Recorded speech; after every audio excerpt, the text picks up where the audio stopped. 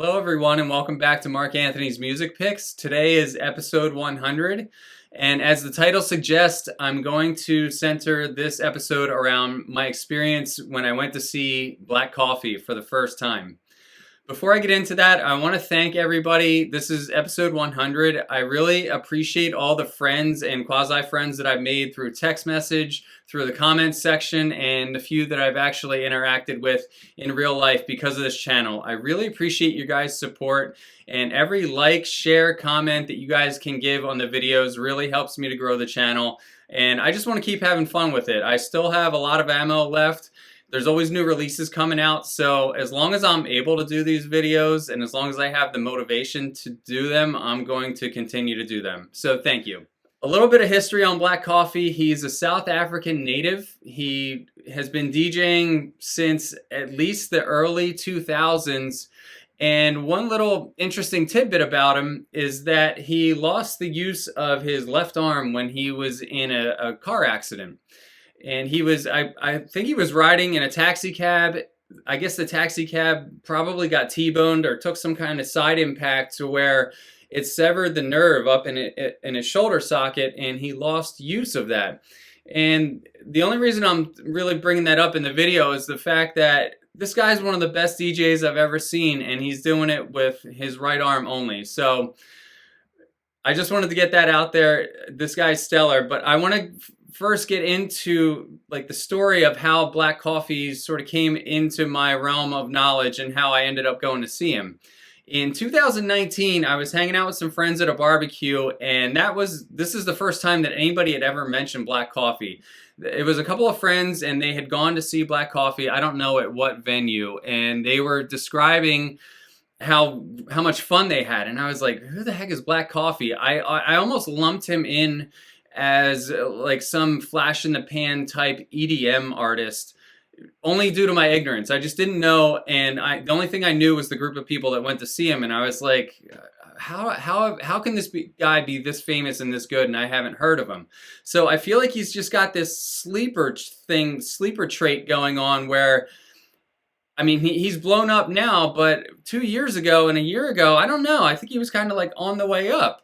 But I went and looked at his back catalog, and here he's been putting out house records all the way since 2005. So, I mean, if you need an example of perseverance paying, right, or having to pay your dues and having to put your time in, and maybe putting out a quality product but not having it really catch on until 5-10 years later, think of all the sacrifice and struggle that he had to go through. Think about how many probably lame-ass gigs he had to play to small crowds with crappy DJ booths and underpowered sound systems. So he probably really went through it. Now, fast forward to 2021, my friends invited me, kind of spur of the moment, on the 4th of July weekend to go and see Black Coffee at Brooklyn Mirage in New York. Now, I had been hearing from all my clubbing friends that Brooklyn Mirage was like the absolute upper echelon, the best thing that's going on in New York, from people that I trusted. So I was already super hyped to go there. I just needed an excuse and somebody to go with. So when my friend randomly texted me, he was like, hey, do you want to come with us? I just bought my ticket. I think I spent $100 on it, which is the most I've ever spent for any type of EDM related event for a ticket.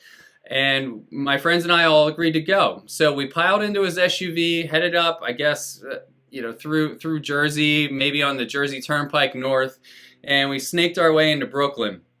Now, first thing I noticed about my experience at the Brooklyn Mirage is the surrounding neighborhood. It's very industrial. It's kind of got this dinginess to it. It reminded me of the same feeling that I got like when I would get to Sound Factory, 15, 20 years ago in the year 2000. Sound Factory was kind of on a crappy street too. There's like a lot of rust, a lot of puddles with oil slicks in them, and just, graffiti on the sides of bricks. It just has that kind of vibe to it. And it almost made me feel like it was going to be a good party, because all the good parties are in the bad neighborhoods. It's just how it goes for some reason. So we get out of the car, we park. I took a picture of where our car was. I was like, I don't want to like be, trying to figure out where our car is in the middle of the night and be walking around kind of lost through the neighborhoods here. So I took a picture of the car under the street sign so that we could navigate back to it no matter what afterwards. Anyways, we get to the security check, and it's honestly Brooklyn Mirage security. I understand that they want to keep weapons out, like a knife or a gun, and I totally understand that. You want to pat people down, that's fine, but both times that I've gone there, they're a little bit over the top, kind of like TSA. The last time I was there, they stopped the line for no reason, had people waiting for 15 minutes, and then while I was waiting there, my keys, my wallet, and my phone, I had already taken them out of my pocket, and they were just sitting on this like piece of metal right at the gate that I was about to walk through. And the security guy is just kind of standing there in front of me, blocking my path. My friends had already gone through, and they're kind of like looking at me like, hey, you coming or what? And I'm trapped there waiting because of the security freeze. And the guy just decides to pick up my wallet, and he's like kind of deadpan, just staring me in the face and like picking up my wallet, like trying to get a reaction out of me, and like turning it upside down and putting his fingers in like all the crevices and stuff. And I'm looking at him deadpan right back like, why are you mad? Like, why are you looking at me like you're mad? I didn't tell you to come work security at Brooklyn Mirage. So anyways, the line finally moves. I get through the line, and we first enter into the chill out room. Now, I was already impressed because they had a chill out room. What I found out, the chill out room was really the avant-garde indoor venue. So Brooklyn Mirage has an outdoor open air space and an indoor space, and I guess depending on the weather or the conditions, sometimes the party's inside or outside. So the indoor space had just this really cool screen, a really nice visual effect, and some low ambient drone music. I think it was just drone music on a short loop. But they had a chill out room with benches and some cool lighting and easy access to the bathroom and a place to go to the bar and get drinks. And it wasn't crowded, so you could just kind of like, if you needed to get away from it, you could. So I was already impressed. I was very impressed.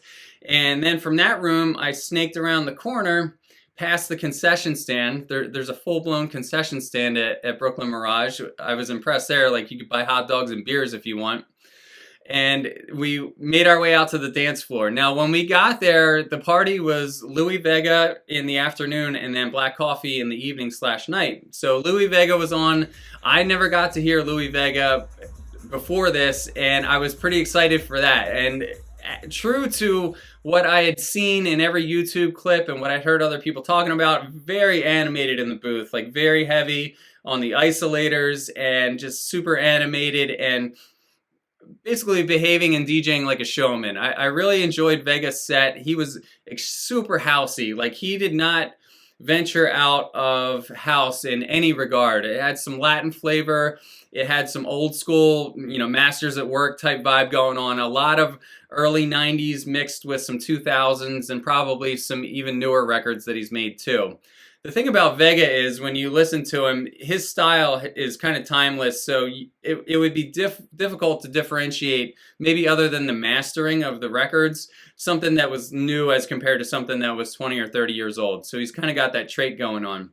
So we started exploring the venue, and Brooklyn Mirage it's interesting. It's almost like a cardboard cutout fortress. It's very big, and it tries to give you the impression that it's made out of stone, but when you go and knock on any of the surfaces on the edge of the dance floor, you can tell it's hollow, right? It's just kind of like this, like almost like paper mache, cardboardy, just something that like you can hit it and it kind of resonates. But they hide the sound in there. I think that's where all the subwoofers and all the bass is, right? You don't see any speakers really when you're walking around the place. And speaking of walking around the place, you have to be careful because you can almost get lost in the little catacombs that are set up around the dance floor. And, especially if it's really crowded, you can sort of go in and maybe go up a flight of stairs and kind of like lose track of where you're at, especially if there's a lot of people, which Brooklyn Mirage tends to do. It tends to pack the house out. So anyway, so we walked around and we explored, and we went up to the very top level, which was really cool because you could see all of the New York skyline and all of the crowd down below. And it was a great place to hear the music, but get away from it, get a breath of fresh air, take some nice photos. And that's what we did. And as we snaked our way back down to the dance floor, we sort of designated a safe spot next to the sound guys. Now, in the main floor of Brooklyn Mirage, like, they're not playing around. There's at least 5 or 10 sound slash lights slash flames shooting out of the wall guys that are controlling all of that in the middle of the dance floor. And you can tell that they went above and beyond Brooklyn Mirage to create the ultimate clubbing experience. And I think that they actually succeeded in that. When Black Coffee came on, I think it was around dusk, I felt the volume on the system go up, like in typical New York fashion. They started taking the volume maybe from 80 or 90% up into like closer to max. And I just couldn't get over how hard the bass was hitting. I mean, by the time it got fully dark, Black Coffee had been on, and he had just been like laying these murderous beats down. And I don't know if it was so much the tracks that he was playing, or if it was the sound system making the tracks sound like super ultra badass. I don't know how else to describe it. The bass didn't have any kind of like kind of farting or distortion or anything like that. It was just like super punch, like the hardest punch that you can get from a system, and it would just like hit you right in the chest. Like I couldn't get over it. So it was like energizing me, and at the same time, Black Coffee's set just really started to take off. It was a warm kind of 75-degree night. You can picture you're looking up into the open sky, into the open air, and he started laying down these progressive beats. And I want to take you through like some of Black Coffee's records, and I'll sort of tie them into the experience that I was having at Brooklyn Mirage, because the sound that you're going to hear in the samples for these records is the type of set that he plays. So the first track that I want to go over with you here is the Black Coffee Crazy. Now, this came out in 2010, and this is a good example of Black Coffee being a sleeper. People describe his style as Afro house. I don't know if I even agree that Afro house is like a real genre. Or I mean, I guess it is, but tribal house has been around for a long time. If you listen to Joe Claussell or Kulo de Song, they are also, I guess, in the same genre. So I guess if you want to call old school tribal house and Afro house, I guess if you want to call them the same thing, you can do that. That's fine. It's probably just a newer iteration of a sound that's already been around. But this has classic Black Coffee elements in it. And in a lot of the tracks that I was hearing that night, you could hear really interesting percussions. Like he'll use like a xylophone, like you hear in the song Crazy here. He was really using vocals. There were a lot of vocal overlays, which I'll talk about a little bit later. And a lot of the percussion has like a very like rapid kind of snap to it, like a lot of snapping percussion. And I think that this record here, Crazy, that Black Coffee released in 2010 kind of encapsulates all of that. So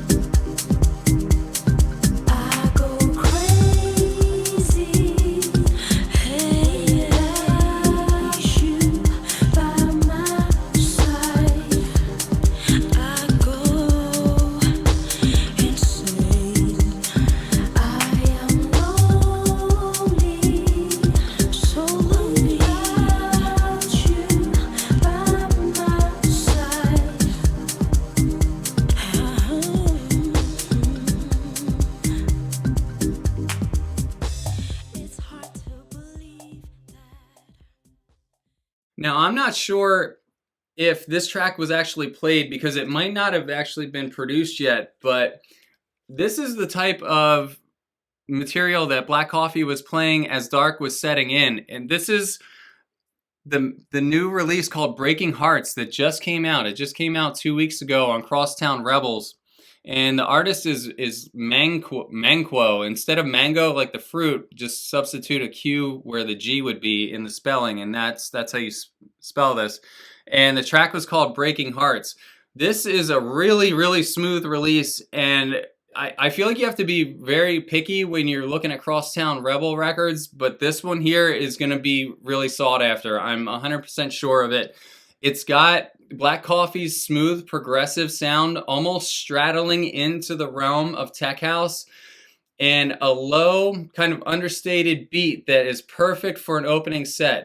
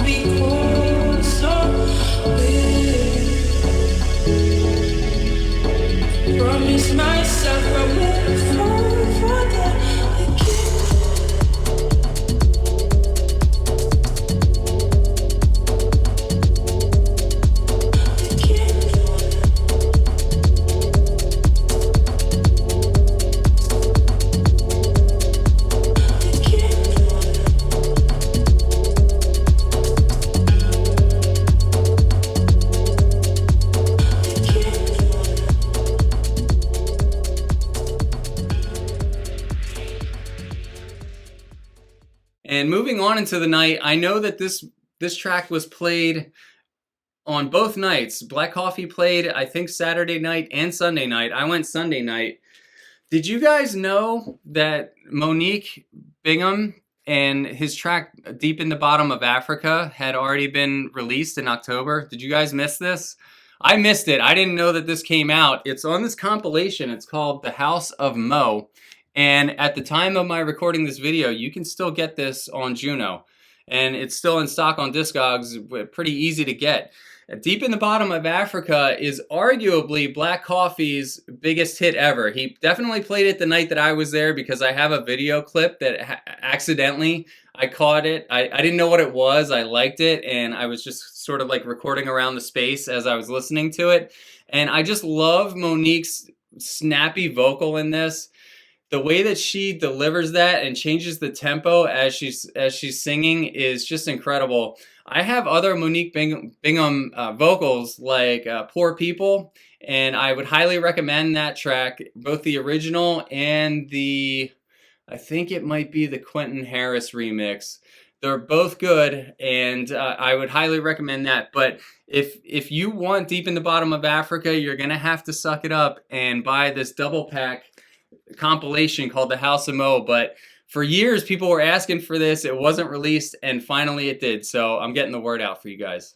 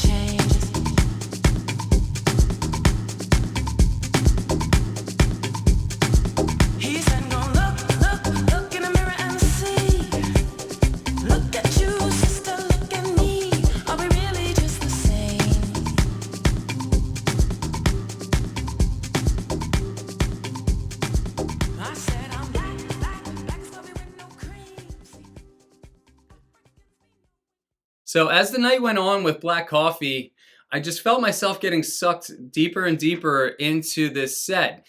I talked before about how he was playing vocals and mashups and mixing them into his DJ set. I'm sure that they were pre-recorded.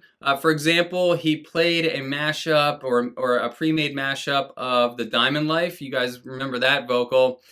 And he played it over some other beats, and he just kept dropping track after track after track, where my friends and I were looking at each other like with that stupid look on your face, like, what is this? It was just a nonstop barrage. And with the system hitting hard and the open air and the lights and all of my friends around me, I was having one of the best times I've ever had. In fact, when I left the venue that night, I said that that was the best musical experience that I've ever had, and I still stand by that. I've had other really fun nights at clubs, like super intense nights, but this one, from a musical standpoint, topped them all. So I really have to give it to Black Coffee.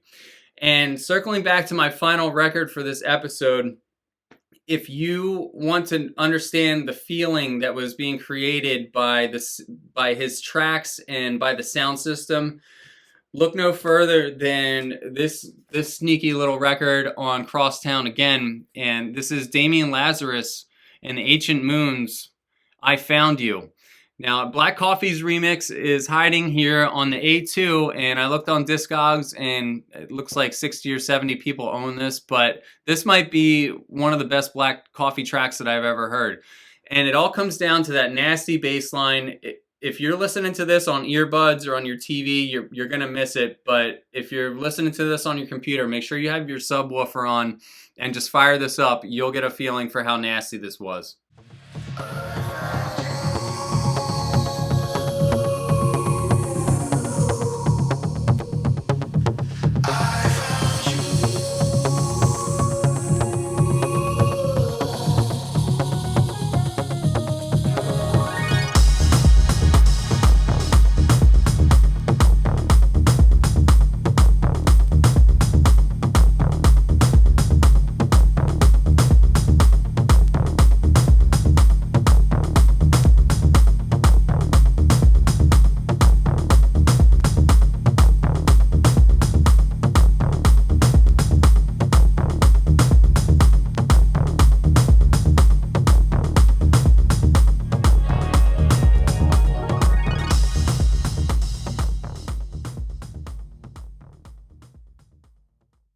That's all for this episode, guys. Stay tuned at the end. I'm going to add my favorite clip in, a clip that I took from my phone capturing Black Coffee's, like, one of his peak moments in the set. And I have to say, if you ever get the chance to see this guy, he's the real deal. So especially if you can go to a venue where you know the lights and sound are going to be top notch, I would say it's worth spending $100 to go and see this guy, because in my opinion, he's one of the best things happening right now. So Black Coffee, thank you for the awesome party. It blew my mind. In fact, for 2 or 3 days after I got home, I was so happy about the party. I kept watching all the clips on my phone and kind of reliving it. That's what it's all about. So thank you. And guys, I hope you enjoyed this episode. Feel free to make Black Coffee recommendations down in the comments section.